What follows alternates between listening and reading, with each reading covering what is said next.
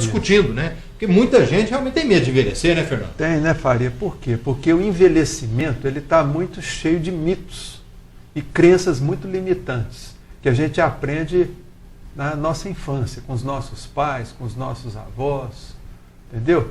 Porque a conotação de velhice que a gente aprende é aquela conotação de falta, de carência, de insuficiência, você está entendendo? Então, quer dizer, de doença.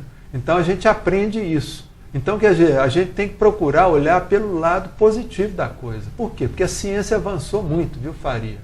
E hoje a pessoa, ela pode ficar idosa, tá certo? Mas ter uma qualidade de vida excelente. Tá? Desde que ela acredite nisso, desde que ela tenha condições para poder se manter, se nutrir e principalmente, Faria, se hidratar. Olha só o que eu estou falando. Uma das questões mais problemáticas que tem na pessoa idosa é a questão da água. A pessoa ela vai deixando de beber água, Faria. Ela vai se desidratando. E isso para o organismo é crucial. É terrível, terrível. Então a pessoa tem que lembrar que a água é um elemento da nossa vida. Tá? E ela tem que acompanhar o ser humano sempre. E beber água, gente, é beber sem se preocupar com a sede. Porque quando você está com sede, você já está desidratado. Então a gente tem que procurar habituar em quê? Em tomar muita água. Tá? Eu sempre, quando eu bebo água, eu já bebo logo 2, 3 copos de uma vez. Porque se eu esquecer, eu já, pelo menos, já fiquei hidratado. Muitas vezes, viu, gente, a beleza oculta ela é muito mais bela do que a beleza exposta. Porque a beleza exposta, não tem, às vezes, não tem muita graça. Mas a beleza oculta, que as pessoas idosas têm, é uma coisa fascinante que a gente deve, o quê? Procurar entender. Não, e a gente pôde observar também, para quem assistiu a reportagem, atrizes, né, que com o avançar da idade, que nem parecem, né, ter a idade que tem. Atrizes com 70 anos que você fala, não, tem uns 45, 50 anos. E também os garanhões, né, os atores, aqueles mais famosos, né, que a gente observa, que hoje realmente os setentões que eles estavam comentando, também não fala que eles têm a idade que têm. Ou seja, de alguma forma estão sabendo envelhecer, mantendo ali uma boa aparência, com ginástica, ou seja, atividade física, alimentação saudável, né, Fernando? Maravilha. Tá? E sobretudo o quê? A pessoa trabalhando o quê? Os sentimentos. Procurando manter os sentimentos sob controle. Se tem um sentimento doente, procura curar esse sentimento. Com certeza. No texto da Eliana aqui, Fernando, ela cita o seguinte: começar a ter um olhar mais benevolente e positivo para o envelhecimento. Exato, é o que nós estamos falando. Porque o envelhecimento está muito cheio de quê? De crenças. Crenças negativas, viu, Faria? É isso que fez com que o povo assustasse quando viu lá a Vera Fischer. Tá? Mas é por quê? Por causa dessa crença, desse medo que a pessoa tem, por causa da crença negativa, por causa do preconceito, viu, Faria? Que as pessoas têm com os idosos. E que é uma coisa muito ruim. Tá? A pessoa fala, às vezes a pessoa fala, chama o outro de velho de forma pejorativa. Sim. Como se fosse um xingamento. Mas não é. Aquilo ali, o sujeito quando ele está idoso, isso é sinal que ele passou pela vida. Que ele acumulou sabedoria, que ele acumulou um monte de conhecimento. Então a gente tem que respeitar. Igual os povos indígenas, por exemplo, viu, Faria? Esses povos indígenas, eles nos ensinam o quê? A poder o quê? A venerar os idosos. Tá? Por quê? Porque os idosos são o quê? São repositórios de conhecimento. Seria até a próxima pergunta aqui que eu ia fazer para você, se a experiência dos mais velhos é importante. Porque o que a gente vê são tantas campanhas, tantas ações sociais, convidando as pessoas para visitarem os asilos, não só para agradar lá aquele idoso, mas também para absorver um pouco do conhecimento que eles têm. Exato, Faria. E uma coisa muito importante, viu, Faria? Que às vezes a gente vê nessas campanhas de visitar idosos e tal, é não infantilizar o idoso. Porque tem muita gente que tem mania de pôr o idoso como se fosse uma criancinha. E não é. O idoso é uma pessoa que já passou por todas as fases. E quando você vai no asilo visitar um idoso, lá não pensa que você está fazendo caridade só, não. Você está aprendendo também. Você está aprendendo e você está ganhando muito mais do que o idoso. Então a gente tem que, muitas vezes, quando for fazer uma visita a um asilo, ir com esse pensamento: o que eu vou aprender com esse idoso? tá? E com muito respeito, com veneração. Falando o seguinte, envelhecimento encarado de forma natural. Tem que ser natural mesmo? Tem que ser absolutamente de forma natural, Fábio. Porque se a pessoa começar a criar ideias negativas em torno da velhice, provavelmente ela vai ter uma velhice complicada. Então a gente tem que procurar imaginar, bom, eu estou ficando idoso a cada ano que passa, graças a Deus, com muita saúde. E aí a pessoa procura sempre estar informado a respeito de técnicas e de alimentação, nutrição para os idosos. E procurar. Eu, por exemplo, eu tomo uma vitamina, viu, Faria? Essa vitamina eu já tomo ela há 10 anos. Todo dia uma vitaminazinha. Por quê?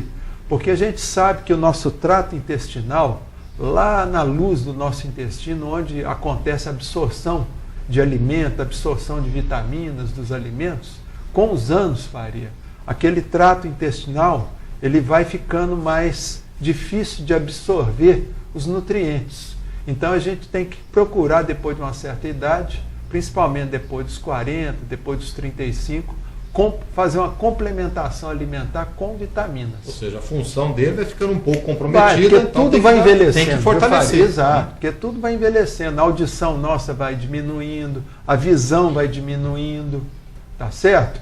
E a absorção também, a capacidade de absorver nutrientes no nosso intestino também vai diminuindo com o tempo. Então a gente tem que, já sabendo disso, procurar fazer uma complementação. Beleza, depois você deixa para mim, para o Cássio aí, o nome dessa pílula lá para a gente... Não, eu te dou. Eu não vou dar no ar aqui para não fazer propaganda. Tá certo. Ô, Fernando, e a Helena também citou aqui, ó, envelhecer, mas amadurecer também. Exato. Qual que é a diferença do envelhecer com o amadurecer? O envelhecer, muitas vezes, tem gente que fica velho, mas não fica idoso, tá? Porque a pessoa idosa é aquela pessoa que sabe aceitar a idade que vai chegando. E muitas vezes o velho é aquele que ele acha que sabe tudo, é aquela pessoa que fala, não tem mais nada para aprender na vida.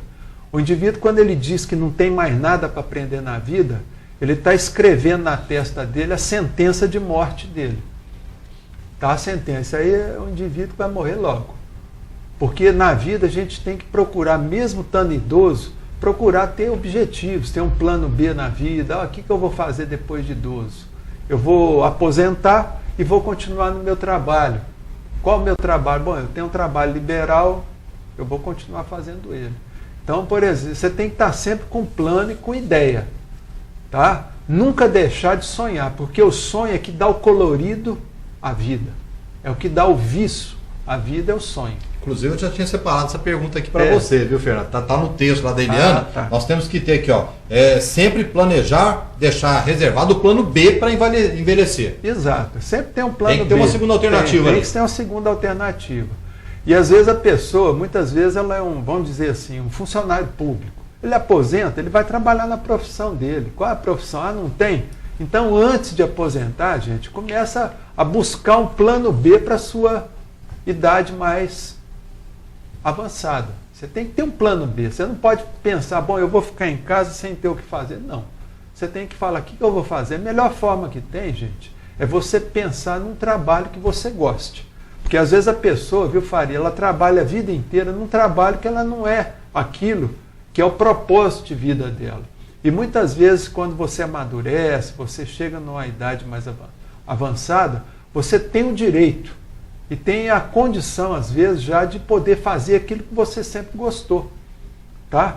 Então, quer dizer, muitas vezes a terceira idade é uma grande oportunidade para você ir em busca, em direção do seu propósito de vida. E é isso que dá qualidade na vida, após a juventude. É você ter um propósito de vida. É verdade. Estou vendo aqui, passa o tempo e aumenta a autoconfiança. Passa Exato. o tempo. É isso mesmo que tem que acontecer? Tem que acontecer, porque a autoconfiança, a autoafirmação, aquela capacidade que a pessoa tem de se colocar diante dela, diante dos outros e diante do mundo. Tá? É aquela pessoa que vai chegar num certo momento que ela sabe falar um não quando é não. Entendeu? Isso é uma autoafirmação. Então é muito importante a pessoa ela chegar numa terceira idade e começar a se autoafirmar. Acreditar mais no que Acreditar faz. mais nela, porque às vezes passa a vida inteira ali, ó, a juventude toda, acreditando nos outros, não fazendo aquilo que gosta. Então, quer dizer, a terceira idade é uma grande oportunidade para a pessoa retificar toda aquela fase de juventude, adulta que ela teve, que muitas vezes não foi uma coisa tão produtiva para ela. Tá?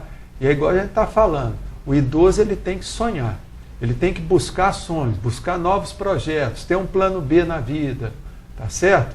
Para que ele possa o quê? Para que ele possa estar sempre em busca de alguma coisa. É isso que faz a pessoa, tá, não desistir da vida. Fala-se, inclusive, no texto lá que eu estava lendo da Eliana, que passamos a ter mais compaixão, é isso mesmo? Isso, porque a pessoa mais idosa, ela começa a criar uma capacidade de empatia maior do que quando é jovem. Ela começa a pensar no próximo. Por quê? Porque, na realidade, a pessoa está aproximando o quê? Do fim da jornada dela aqui na Terra. Então, aí ela começa a pensar, gente, o que eu fiz dessa vida? Será que eu fiz a diferença? Será que eu mudei a vida de alguém? Se não, o que acontece? A pessoa tem que buscar isso o mais rápido possível. Ela mais contribui do que propriamente compete? Então, às vezes é o tal negócio. Quando a pessoa ela custa mais para a sociedade do que faz para a sociedade, aí sim ela já está na hora do quê? De embarcar para uma outra vida. Por isso que a pessoa, mesmo idosa, ela tem que começar a manter o quê? A contribuição dela para a sociedade maior do que aquilo que a sociedade contribui para ela. Interessante, Fernando. Para não ser peso para a sociedade. Principalmente, né? Não pode ser um peso para a sociedade. Não pode ser um peso. De forma alguma. Eu até conversava com a Renata nos bastidores, ela fala muito agora em programação. E é realmente o que tem que acontecer. Nós temos que nos programar para a terceira idade. Tem que programar. A gente tem que programar até para o último dia de vida nosso. Tá? A gente tem que estar sempre sonhando em busca de alguma coisa. Tá? Igual, por exemplo, eu vejo idosos aí que são empresários, executivos, que estão na ativa, está lá com 80 e tantos anos, e a pessoa cheia de energia vital, sempre procurando fazer alguma coisa, comprar um maquinário novo, um investimento novo. Quer dizer, é isso que as pessoas têm que buscar, tá certo? Ter projetos, ter sonhos, para manter o colorido da vida. Porque se a pessoa não sonha, Faria, ela entra no preto e branco da vida. E preto e branco tem um nome que a gente chama de depressão. A pessoa pode cair numa situação de depressão. A gente comentava isso, inclusive, no intervalo, porque muita gente gosta de ficar vivendo de passado, né? Relembrando o passado. Exato. Esquece de preparar o futuro, né? De Exatamente. projetar realmente coisas boas, porque ainda tem muita vida para frente. E a gente sabe, viu, Faria, que a depressão é uma doença de pessoas que têm o pé fincado no passado. Então, toda pessoa que vive lembrando, revivendo, ressentindo o passado, ela é um forte candidato a ter depressão. E a depressão a gente sabe que é uma doença mortal, porque ela é a mãe de muitas outras doenças sérias que a pessoa pode vir a fazer. Principalmente puxando ali pelo lado do autoextermínio, suicídio. Exato, do suicídio, e também a pessoa muitas vezes ela faz uma doença como um câncer, por exemplo, para poder morrer. Tá? Às vezes isso acontece, e isso acontece de forma inconsciente, viu, gente? Tá? E a pessoa, quando ela está deprimida, ela vai caçar um jeito de quê? De se autoeliminar. Às vezes através de um acidente que ela provoca, através de uma doença séria que ela vai fazer nela mesma, tá? Ou através do suicídio mesmo. Então é sempre evitar. Então a dica é olhar para frente e fazer planos, né, Fernando? Isso, e vivendo, um dia depois do outro. E lembrando que nós estamos numa jornada. Mas o mais importante, Faria, não é o fim da jornada. É o dia a dia dessa jornada. É cada passo que nós estamos dando nessa jornada. Com certeza. Bom, Fernando,